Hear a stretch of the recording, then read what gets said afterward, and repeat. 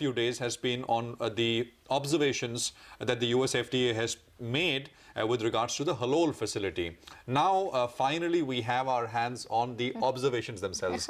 Ekta has been on top of the story. Ekta, very simply put, do we know what we need to know to make a judgment, an assessment, whether this is good or bad? Well, you know, to start with, we are not the experts.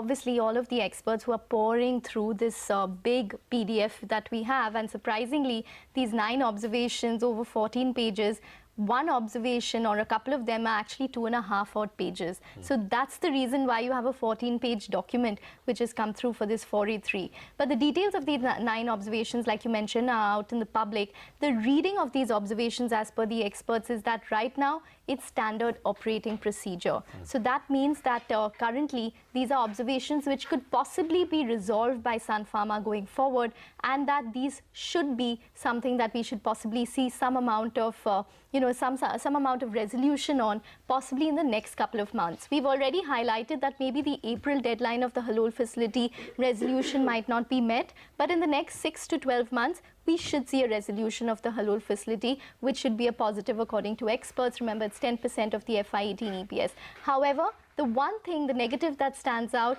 is that there is some amount of complacency which is shown in the observations. The fact that there are minor observations which could have been resolved easily. You had such a long time to resolve these 23 observations which were listed earlier. And they still find mention in the observation.